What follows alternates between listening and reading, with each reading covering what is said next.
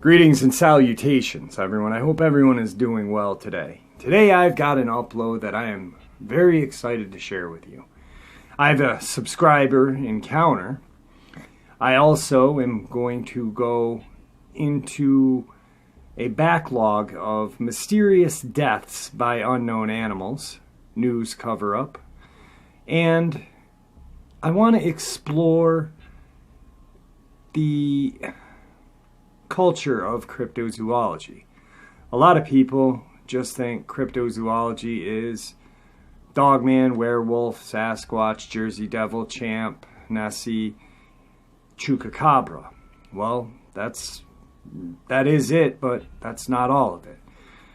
A cryptid is an animal that is not known to science. And I've always been into cryptozoology since I was a little kid, but I've always loved animals. I've always loved learning about dinosaurs, all sorts of animals. I remember when I was young, my mom got me this, every month I would get this card pack of 100 different animals and species and this and that. Just animals have always fascinated me. And I read this article yesterday and I was blown away. So I want to share this with you because it is a found cryptid. Before we get into today's upload, though, a couple links. As you know, I rely on my Patreon, my PayPal, and my merch to help this channel to continue to grow and go. All of those links are in the description below. I also have a second channel for creepypasta, fan fiction, and scary voice acting. Stories that don't fit on this channel. Now, if that's anything that you're into, follow that link and give those stories a listen. You may just like what you hear. Now I've taken enough of your time. Let's get on with today's upload. Shall we? Today's first part of the upload is a subscriber submission. I hope this email finds you and your family in good spirits, my friend. Okay, well, I'm going to try to explain this the best I can. The very first encounter ever was when he woke me up out of a dead sleep looking down at me. Once I opened my eyes, there was a few minutes he didn't know how I was going to act, so he gave me a look that said it all. If you scream, I will come in and tear you apart, and there's nothing you can do about it. I pulled the sleeping bag over my face and started to whisper for my cousin, Hoyt. This got his attention, although his back was facing the window and me. I told him there was a werewolf looking at me and for him to stand up really fast before it leaves. Hoyt then just said, turn over and go back to sleep. If you don't bother it, it won't bother you. Although that's not what I did. I looked back up at it with its luminescent yellow and greenish eyes. I saw human intelligence in those eyes, and I saw exactly where I stood in the food chain. After some time, I needed to sit up Indian style, and we just looked at each other, although I couldn't tell you how long. This was in the early 90s when we moved up there, so I was going into 5th grade, and this was summer. Over time, he would come around the house, peeking in the windows. He was around 8 or 9 feet tall. He could stick his hands over the second-story banister.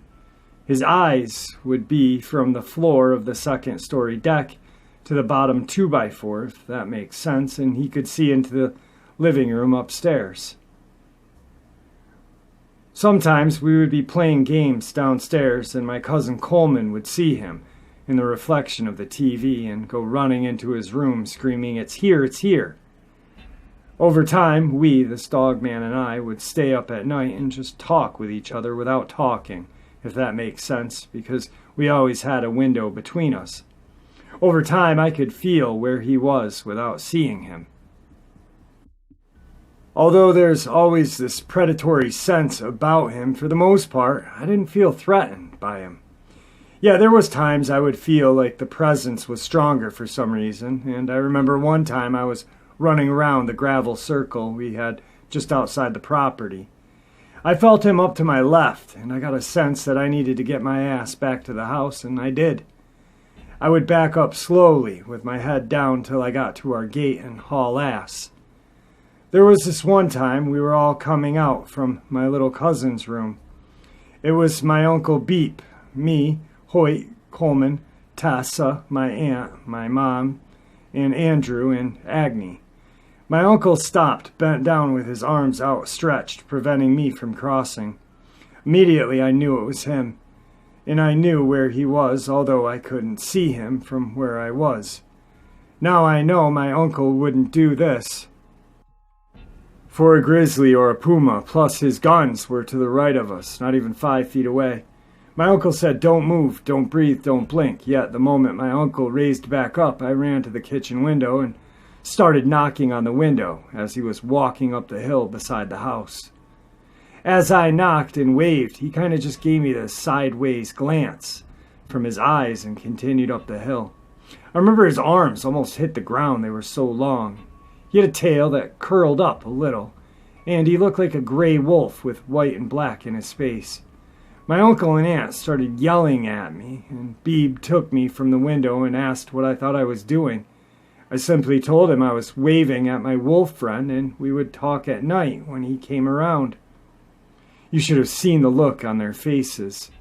Anyway, there was a time I was coming out of the upstairs bathroom and saw him looking in. I started running up to him to jump on the couch to say hi. I stopped midway because he had this look in his eyes. So I slid down the stairs on the opposite side of the wall he was on. As they came down the stairs into the living room, my 2 cousins, Hoyt and Coleman, were there. We all started to get into it, and Hoyt pinned me against the wall. They started calling me City Slicker, like they did, so I started whimpering and whining like a dog. As Coleman was starting to come my way, he slapped the side of the house to the point it shook the pictures off the wall. That got him startled. Then I saw him peek around and smile at me. Then Coleman saw him first, out of the 2, and ran into his room screaming like he always did, "It's here!" Then Hoyt turned around and he just looked at him, and Hoyt took off to his room. I started to walk up to him, and we were just looking at each other, and I waved like I always did. Then took off to the room because I got scared he would come in, although he never tried to come in. When I had to go outside to clean the chicken coop and gather eggs for breakfast, I would feel him, but I'd never see him. He never hurt or took any of the chickens or duck or dog they had. I remember we would mimic each other for what seemed like hours. Well, he followed me off to the 9 miles to the Koya campground. For some reason, I got scared because it was just me and my mom at this point. He never hurt any of the animals at the petting zoo or any of the cows behind the house.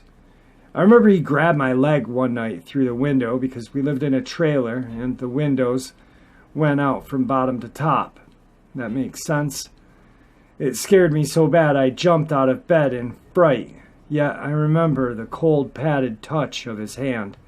Like I said, I don't remember what I had done for my brain to suppress these encounters of him. My family also had a Bigfoot encounter that got so bad they stuck us kids down in the basement with 2 armed adults.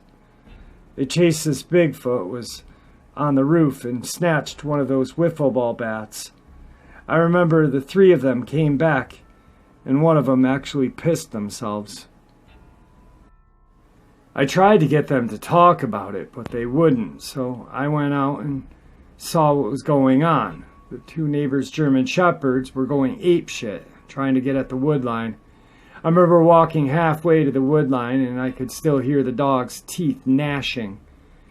So I got halfway there and I heard 2 wood knocks and 3 whoops with the loudest roar I had ever heard that tickled my nose and shook my organs, so I ran back inside. The next day, my uncle sat Hoyt, Coleman, and myself down and said, "Boys, there are things out in this world that need to be left alone, feared, and most of all, respected." To this day, they refuse to talk about it. I had to trick my aunt just to admit that she saw me knocking on the kitchen window and waved to my wolf friend. Well, that's about it, Jeff. I hope this helps. By the way, guys, all of this took place in Montana. Today's second part of the upload is unknown animals attack humans and the news covers them up. Now, this is just my belief. Please don't hold me at stake on this. I just think these cases are really strange. And, well, you decide for yourself. Lexington, Georgia, 2009. A woman killed by a pack of wild dogs had been out for a walk when she was attacked, and her husband died trying to fight off the mauling animals when he discovered the bloody scene near their rural Georgia home. Authorities say Tuesday preliminary autopsy results showed retired college professor Luther Carl Schweder and his wife Sherry died from multiple animal bites. Authorities rounded up 11 dogs Monday and returned to the area Tuesday to find 4 more spotted by a deputy. The dogs were being held by animal control officials while authorities decided what to do with them, states Jim Fulgenton, special agent for the Georgia Bureau of Investigation. It just appears that a large number of dogs had started living, running together, multiplying, and had grown into what I describe as a pack of wild or feral type dogs, Fultington states. Sherry, 65, had told one of her sons that there were several dogs wandering the neighborhood that no one seemed to care for. Authorities said it appeared that Sherry was attacked by a pack of dogs during her Friday evening walk near her home. Authorities believed her husband later went looking for her in the family car. Investigators found Sherry's bloody shirt underneath the car, which was about 6 to 8 feet from her body, states Madison County Coroner Jim Matthews. Luther, 77, was then attacked and apparently struggled with the dog, Matthews said. His body was found on the other side of the dirt road about 16 to 18 feet from his wife's body. Evidence indicates Luther put up a fight and may have tried to pull out his cell phone before he was overtaken. Authorities said they interviewed a man at a house down the street where several dogs were staying. Fultington states the man was not staying at the house full time. Fultington could not say whether anyone would be facing charges, citing the ongoing investigation. A family friend told Athens Banner-Herald that Luther was a retired professor who taught German at the University of Georgia, which is about 20 miles from Athens. German department head Martin Kegel did not know of Schweder, but said it might be possible he worked there part-time for more than 20 years ago. Sherry was a bibliographer at the university's library, where she had worked since '74, selecting books and journals for the school's humanities collection, said librarian William Porter. Okay, well, this is very strange because there was a special agent for the Georgia Bureau of Investigation brought out. Not a state trooper, not a sheriff, not local police. The scene is very strange because the shirt, her bloody shirt, is 6 to 8 feet away from her. Her husband's in the family car. He's found 16 to 18 feet on the other side of the road. Now, anytime you encounter a wild animal and you're in a car is going to scare them off. You're going to honk the horn.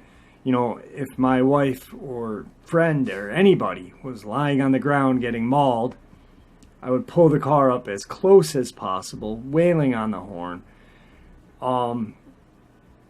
Grab the person in the car, pull them into the car, and take off. Not put up a fight. You know, like this just makes no sense to me. It may make sense to you guys, but like I said, you be the judge. February 7th, 2010. Carolyn Baker, 63 years old, allegedly killed by family Rottweiler. Cleveland Heights, Ohio. In a developing story, a woman was allegedly killed by their family dog early Sunday morning. Carolyn Baker, 63, was found in a pool of blood outside of her home by her husband, Ricardo Baker, at around 3:30 a.m. When police arrived, they discovered that Baker had severe injuries to her right arm and shoulder, along with other bite marks inflicted by their family's Rottweiler mix. She was taken to Huron Road Hospital, where she was pronounced dead. Despite the many bite wounds, family members do not believe the dog caused her death. They told reporters, "It's a good dog." An autopsy is expected Monday, and the incident remains under investigation. My thought on the story here is, it's a family dog. It's, let's be the news and throw Rottweiler, because they're a big dog. They must be aggressive. My friend growing up had 2 Rotties his entire life, and the dogs were probably the nicest dogs I had ever seen. I'd be more scared to get bit by my beagle growing up than his 2 Rotties. It just makes no sense to me at all. I like how they threw in allegedly multiple times, and it's still open to this day, to be honest with you guys. February 19th, 2011, homeless man killed by dogs in El Paso. This has been a story that I've been holding for a while, as a lot of the details were missing and the actual cause of death was unclear. This story is tragic on so many levels. Last month, the El Paso County Sheriff Department responded to calls of an elderly man found dead in an empty lot in El Paso. The man was later identified as 76-year-old Howard James Paul. While initial reports were unclear about the cause of death, the medical examiner report has finally revealed that the man bled to death after being attacked by wild mongrel dogs.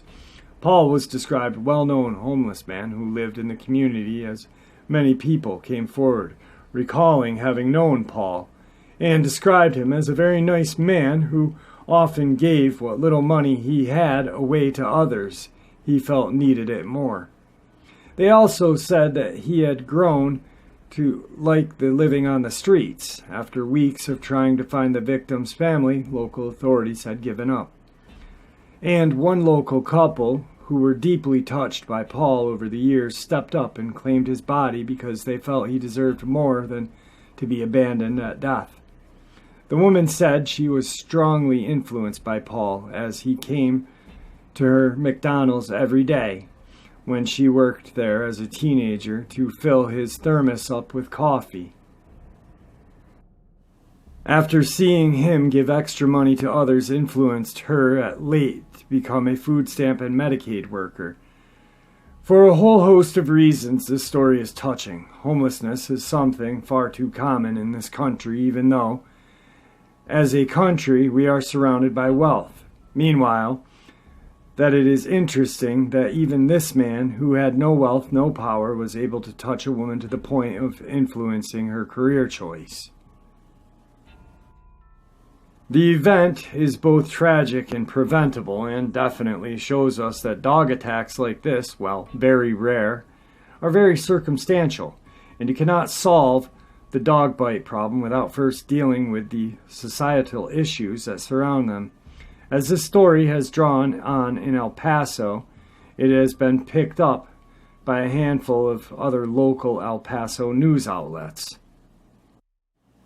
Okay, now, what's strange about this one is not only did this poor gentleman die by wild mongrel dogs, the news doesn't even focus on that. What they then do is they turn it into this positive thing that this poor man, they spun it around, is what they did. They mention briefly the death, then talk about how seeing his charity to others, even though he was homeless, made this woman become a food stamp and Medicaid worker. Well, what about the cause of death? Because there isn't much after this written about it. Every article is basically this: news cover up, thank you very much. But you be the judge. Dog pack, Wyoming. Woman in Wyoming mauled by pack of dogs. November 19th, 2014. A dog pack in Wyoming is suspected of killing a member of the Eastern Sonchu tribe on Thursday. Officials with the Wild River Law Enforcement Center revealed that Deanne Lynn Canado was killed by animals. According to police officers, on Wednesday, the 40-year-old mother of 7 was discovered on a mountain in the Wind River Reservation and taken to Riverton Hospital, where she died. Mark Stratmone, Chief Deputy, Fairmont County Coroner, confirmed that she was killed after an animal attack and a combination of hypothermia. Stratmone revealed that the body had numerous wounds inflicted by one or more predators, and she lost a lot of blood. Hairs collected near the remains were sent to the Wyoming lab for DNA analysis, and the FBI has gotten involved in the case and is currently waiting for results. Stratman, who believes that the woman was killed by a dog pack, alerted the 3,900 members of the Eastern Shoshone tribe in a statement. This is to notify the public to use caution and to be alert for any observations of predator wildlife or any groups or individual feral domestic animals in the general area. Real quick, before I go any further, does anybody see anything on that? Feral domestic. Come on. But Kimberly Verlick, Attorney General of Eastern Shoshone Tribe, is not sure that dogs killed the woman. Verlick explained that no one witnessed the attack and added that it's not really been an issue. We've not had a series of dog attacks or anything like this against people. There may be some skepticism because it is so unheard of. The alleged Wyoming dog pack attack took place on a reservation shared by 2 different tribes, according to the Examiner. According to Sergio Maldonado Sr., a member of the Northern Arapaho tribe, the 2-million-acre Wind River Indian Reservation, which also belongs to the Eastern Shoshone tribe, may have too many cats and dogs, but he doubts they are capable of killing a human being. Maldonado revealed, "I don't mind sharing with you my observation that we have too many dogs on the reservation, probably cats as well. It's not a problem safety-wise for people and livestock. I haven't heard anything like that. The death caused by a dog pack in Wyoming has led to an aggressive campaign of spaying and neutering." Okay, now, sorry for cutting that in half, but feral domestic animals. What a joke. Then you have the gentleman from the Arapaho tribe stating that he does not believe this was caused by dogs or domestic feral animals. That's such an oxymoron. But notice, once again, the FBI gets involved on tribal land. That's so unheard of, unless something big is going on. I remember upstate New York, where my cousins live, Akwesasne Reservation, there was feds and military because of tobacco smuggling from Canada. They'd go from Cornwall to Cornwall Island to U.S., then into Messina, New York, and it was a big shit show. But the feds very rarely get involved in tribal land. This was something other than a feral domestic dog attack. Come on. Well, you be the judge. Child's death investigated as dog attack. At the Red Cloud Indian School, stunned staff members struggle with their own grief and concern for their students after learning of 8-year-old Jayla Rodriguez's death. Jayla was a third grader at the school, according to Superintendent Ted Hamilton. "We are all very close here," Hamilton states Wednesday.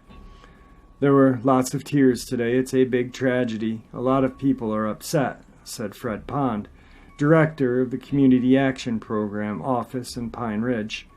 Police Chief Ron Duke said that a pack of dogs was responsible for the girl's death, and an investigation is ongoing.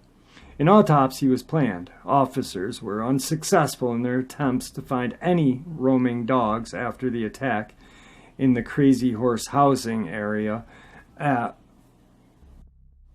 Pine Ridge was reported at around 5 p.m. Officers were out again Wednesday to round up any unrestrained dogs, Duke says. According to Duke, the Deputy of Public Safety is working with the Bureau of Indian Affairs investigators to learn what happened. The Federal Bureau of Investigation is also looking into circumstances surrounding the child's death, according to FBI spokesman Kyle Lovin in Minneapolis, Minnesota. Parents of Red Cloud students in kindergarten through 4th grade were contacted Tuesday night and told to keep their children home Wednesday, Hamilton says. "We felt they needed to be with their parents," Hamilton states. "Families are invited to come to the school and speak with counselors," he states. Extra counselors were at the school on Wednesday to help staff and older students cope with Jayla's death. Special prayer service and talking circles were held for middle and high school students. When the younger students return today, activities will be focused on family and talking about the cultural significance of death for the Lakota people. Hamilton said it is important to work with the students to help them adjust to Jayla's death. Jayla had attended Red Cloud since kindergarten. She was part of the class of 21 students. "We need to come together as a community and work together. We also want to ask the community for prayers for the family," Hamilton said. Hamilton did say that the abundance of unrestrained dogs on the reservation is a challenge. The Lakota have a cultural connection to dogs, but as lifestyles have changed from more rural to urban living, free-ranging dogs are an issue. One Pine Ridge woman who asked not to be identified said it can be dangerous to walk through a community where dogs are not tied up or fenced-in yard. Last summer, a group of stray dogs chased her son home. One dog will come out and the others will come out as well. Something needs to be done about these dogs. Duke said dog packs are a concern on the res, where dogs usually run free and congregate in uncontrolled groups. As a newly elected member of the Ogallala Sioux Tribe Council, Duke said developing a strong animal control policy will be the first of his priorities. "It is not uncommon for dogs to attack people," he said. Outgoing Councilman Garfield Steele said Wednesday that several residents of Pine Ridge complained to him about packs of vicious dogs that prowl the creek bed near where the girl died. "It's time we took care of this problem," Steele says, adding that not only are roaming dogs a hazard, but also cattle and horses are constantly causing problems on the Res's highway. Lives have been lost in vehicle crashes because of wandering animals. The people have to take responsibility for their livestock and animals, Steele states. Everyone in general has to do their part. Okay. This is a tragedy. Poor child, 8 years old. During this, they state that officers were out again Wednesday to round up unrestrained dogs, yet they couldn't find any. They couldn't find any, but there's a problem with dogs running around. That makes no sense. That makes absolutely no sense. Once again, FBI involvement on tribal land. If these dogs are such a problem, where are they when the police are out looking for them? And then the news write-up is basically about this poor little girl's death, but about the other kids. What the hell was this little girl doing out by a creek bed? Okay? She's 8 years old. There was no explanation in this write-up or any other write-ups that I found that give any reason for this little girl to be out by a creek bed. Maybe she was walking around out by the creek bed and boom. Also, we're on Lakota land. Skinwalker pops right to my frickin' dome immediately. But this is a friggin' tragedy.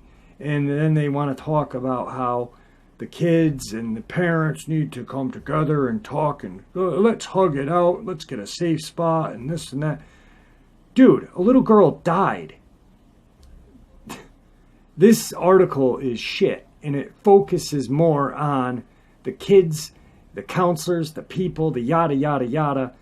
What about this little girl? Why was she out by a creek bed? Was she where? What happened? These are the things that are driving me nuts, man. Because if my kid was found out by a creek bed, you bet your ass that news write-up would not look like this. Okay?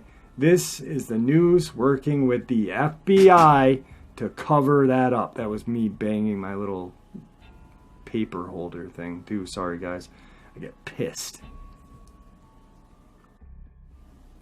Washington, Georgia. 81-year-old Natalie Adams. Natalie Adams, 81 years old, was discovered dead in a ditch along Gordon Street on the morning of March 31st. Wilkes County Sheriff's Office and Georgia Bureau of Investigation began the investigation into her death. 2 days later, an autopsy performed at the Georgia Bureau of Investigation Crime Lab determined the cause of death was traumatic injury caused by a dog attack. The death was ruled accidental. The autopsy results were consistent with what we saw at the scene. Wilkes County Sheriff Mark Moore states, "No one witnessed the attack, but neighbors told Sheriff Moore that Adams had a habit of walking and gathering cans. Early each morning, there was evidence of a struggle on the ground with broken yard furniture, scratches, blood, and clothing on the ground," Sheriff Moore says. After her mauling death, the Sheriff's Department and local authorities aggressively responded to all dog calls, hoping to locate the attackers. The dogs were never found. Their owners got away with murder. Dude. Oh my God. Once again, Georgia Bureau of Investigation. Why are all these big things getting involved? I know, like, there was a kid that got bit by a dog in my town about 3 months ago, during the quarantine. The feds didn't come there. The police came and probably shot the dog in the head. But, you know, this is crazy. Broken yard furniture, scratches, blood, and clothing on the ground. Broken yard furniture. A couple dogs attacking an 81-year-old woman is going to break yard furniture? Come on, news. Come on, feds. Stop lying to us. Tell us the truth. October 30th, 2017, Arkansas. A Johnson County woman's death is suspected to be the result of a dog attack, according to the Johnson County coroner. Sharon Lindemann, 75, was found unconscious by her sister on Monday afternoon in the driveway at the home the two shared just east of Hartman Community. According to 911 audio recordings, a Johnson 911 operator could barely understand the Lindemann sister, and she called for assistance for her elderly sibling. "My sister's unconscious in the driveway," the sister is crying in the phone. "I don't know what's wrong. She's got a big gash in her neck." EMS was dispatched to the family's home on private road 2227 just off of Highway 64, but paramedics couldn't do anything to help. Pam Cogan, Johnson County coroner, said she believes Lidman was likely dead for 4 to 5 hours before she was discovered by her sister when she got home from work. When I got there, she was lying in the gravel driveway and had obvious wounds and gashes to her limbs, mostly, from what we could see, to her arms and legs, recalled Cogan. Most of it was to her front, and the gashes and wounds were consistent with what I would consider to be a canine. No dog was actually discovered at the scene. However, Cogan recalled seeing paw prints around the body, and neighbors had told her they had seen dogs roaming the area. Cogan said there is nothing preventing dogs from roaming the area since there is no leash law in that part of Johnson County. I would hope somebody would be a responsible pet owner and check to see how many their dog is around people and to keep them put. I mean, there's no reason for them to run and roam, especially that close to the highway. Cogan adding that it's also for the safety of the animals themselves. Cogan has been a coroner for the last 4 years. Lidman's death was likely the most gruesome she has ever had to investigate. Just from the perspective of the amount of pain that a person must have gone through, and it's certainly a lot of injuries to the body. It was not a pleasant sight at all. Authorities believe Lidman was picking up rocks in her driveway that had been displaced by workers repairing a water line when she's believed to be attacked. Where Lidman's body was located is blocked by trees and high grass, likely making a passerby unable to see the woman needing help. No foul play is suspected, but the woman's body was sent to the state crime lab in Little Rock for a full autopsy. No foul play. I can tell you what there is. There's Dogman at play. Damn it, man. Just tell us. Tell us so people can stop dying. This next story is a little bit more uplifting. It's what cryptozoology is all about. Forrest Gallant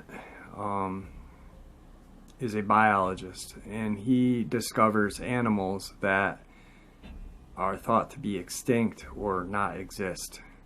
Now, an animal thought to be extinct or not exist falls under the cryptid category. The picture, then the thumbnail that you guys are looking at is a picture of a ghost dog, which looks very familiar or very similar to a thylacine, which Forrest, a biologist, and myself believe could be the North American chupacabra, or mistaken for the North American chupacabra. Back in the 30s, there was a boat for coming into harbor around North Carolina that crashed, and they had a breeding pair of thylacine on it for a zoo and a circus show. His belief is that these two survived, bred, adjusted, their bodies then, changed with temperature and all of this, and that's what people are getting confused with, or calling a chupacabra. But anyway, enough of that. The picture, this animal looks so similar to a thylacine, and I really love this story, so I just wanted to share it with you guys. Alright, I'm sorry if you guys don't like it, but oh well. The living ghost dogs that haunt the Amazon. Deep in the Amazon rainforest, there are mysterious canines with short ears, pointed noses, and bushy tails that roam the undergrowth. The creatures, which are one of the least studied variety of dogs on the planet, are rarely seen even by scientists who have spent years studying the region. Officially, they are called short-eared dogs, but they are so elusive that they're often referred to much cooler moniker as ghost dogs, as scientists have attempted to better understand these elusive creatures. One of the most significant findings about them has been about the size of their balls. Seriously. Veterinarian physician Renta Lehman Pittman, an affiliated scholar at Duke University, Nicholas School of Environment, has devoted years of her life to studying the ghost dog. 20 years ago, she was set to take a research job at Duke University, looking to launch a career in veterinarian research in the U.S., but an advisor told Pittman about his research project in the Peruvian Amazon. At the biological research station where he worked, his team had 10 encounters with this mysterious creature in many years. "That's a lot," she told Earther. There were almost no records of them at that time. Only 2 studies with records of encountering them. I thought I needed to get over to this place. In July of 2000, Pittman headed to the Peruvian Amazon. She planned to stay at the research site for 2 months, but ended up staying for 3 years, and the ghost dogs ended up being a major focal point of her career. When Pittman first arrived at the research site, she began learning everything she could about the ghost dog. Scientists were aware that they were shy, and unlike many other canines, they hunt solo or in groups of 2 or 3 rather than large packs. Pittman aimed to unravel their mystery even further. Though poring over the footage the research team had captured, she began following the animals' tracks along the forest floor to learn about where they live and examining the ghost dog poop she found along the way to learn their diets. A gross job, but someone has to do it. All this new information helped Pittman track the animals down in the forest. After just a month at the site, she encountered her first living ghost dog. She followed the animal's paw prints into an isolated part of the rainforest, about 10 miles north of her research base camp. "I was just in awe," she said. "I was following the tracks of the animal when suddenly I saw a couple of them creep forward. But before I knew it, they were gone. I didn't even have time to pull out my camera." In the years following the encounter, Pittman's curiosity only grew. She became the first scientist to ever put tags on the short-eared dog for study and capture data to track them. But since they are so shy, those encounters were cut so short, like her first one, as the animals disappeared back into the forest. In late 2006, an opportunity arose to get super up close and personal with the ghost dog. By then, Pittman had relocated to another research site in the Peruvian Amazon, and she heard about a man who had bought a ghost dog from a hunter who found it in the rainforest. The man named him Oso, a Spanish word for bear. When she went to visit Oso at the man's home, she found that he was being terrorized by other domestic dogs living there. They would eat all of the food and leave him nothing, she said. These animals aren't supposed to be pets. After a year of trying to convince the man to let her reintegrate Oso into the wild, the man agreed to do so in exchange for a fee to cover the costs of Oso's food. Pittman was delighted. She'd see to it that the animal was reacclimated to the forest, and along the way would have an ideal research subject. When she obtained the animal in 2007, she began to rewild the process. One of the first things she noticed when she saw the short-eared dog in person was, weirdly, how small its testicles were. Bizarrely, the fact would turn out to be important to her research. I always make a joke that these dogs are known for having small ears, but I said they should be known for having small balls, she said. I said we should change their name to small ball dog. Because the docile domesticated animal would have trouble fending for himself in the wild, Pittman and her research assistant kept Oso in a crate. They began weaning him off of human food. His owner had begun feeding him and took him on long daily walks through the Amazon where they could study his behavior and get him acclimated. At first he behaved like the domestic animal he was, but after a year, now 2-year-old Oso toughened up. He seemed less intimidated by other ghost dogs in the wild. Pittman determined that he was ready to live on his own, but by chance she had trouble obtaining the necessary permits from the Peruvian government to reintegrate him. That turned out to be a blessing. She ended up having to keep Oso at the research site for another year. Around that time, he turned 3. His balls dropped. The weird thing to notice for most people, but a key piece of information for scientists. This suggested that a major reason that these dogs are so rarely spotted is they don't reach sexual maturity until they are 3 years old, which is really late for canines. Most dogs can reproduce at just 1 year old. This puts ghost dogs at a huge disadvantage for survival because many of them die before they are old enough to reproduce. Shortly thereafter, Pittman finally obtained the permits to reintegrate Oso and begin the process. She got the grant to attach a small critter cam video camera to his harness to film his behavior for a year. Over that year, she found he was reacclimating well and was even popular with the female ghost dogs, a real stud. A year passed, and Pittman recaptured Oso and put a collar outfitted with a VHF tracker around his neck. The tracker's battery would only last 3 years, but she planned to go back out into the forest and replace them. I was hoping to study him for the rest of his life, she said. In 2013, Pittman boarded a small plane to use the tracker signal to find Oso and replace the batteries. She found him before long, but the area he had moved into was an area where a protected indigenous tribe lived, so she wasn't allowed to recapture him. The last time I saw him, I didn't know it would even be the last time, she said, but I wasn't frustrated or sad at all. I just felt so much joy knowing he was doing well in the wild. Pittman has continued to study the rare species.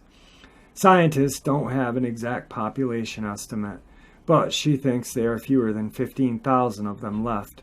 In addition to the challenges they face due to reaching sexual maturity at a relatively late age, the animals are also put at risk by hunters, domestic dogs, which can spread deadly viruses to the ghost dogs they have no natural defense against. In the future, they'll face even more danger. This year, Pittman co-authored a study that found 30% of the area they inhabit is threatened by deforestation for farming, logging, and mining. Further ecosystem destruction and fragmentation could lead ghost dogs' extinction. Since they are still not widely studied or understood, it's hard to know what effect their extinction could have on other species in this ecosystem. But honestly, it's probably best to not find out. To protect these good old boys, we need to protect the Amazon. That might give the ghost dog a chance, so they don't become extinct, becoming actual ghosts that haunt the forest. Update 7/24/2020. This post has been updated to include Pittman's full last name and more details on her research.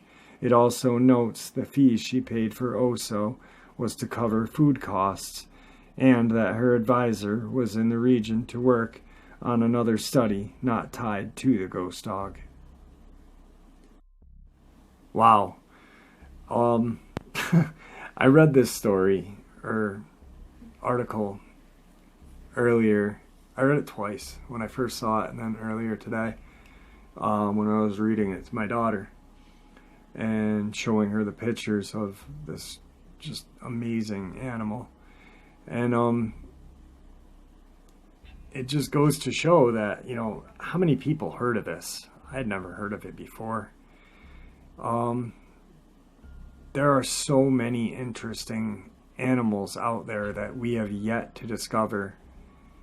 And I had to share it with you guys. I thought they were fascinating. And I thought it was interesting at how much they look like a thylacine, even though they are not related at all.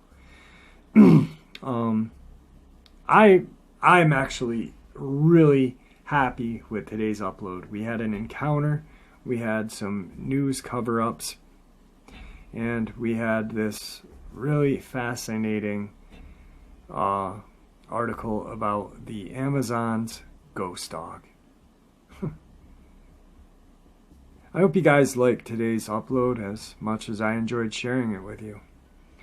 And with that, guys, I'm going to bid you farewell.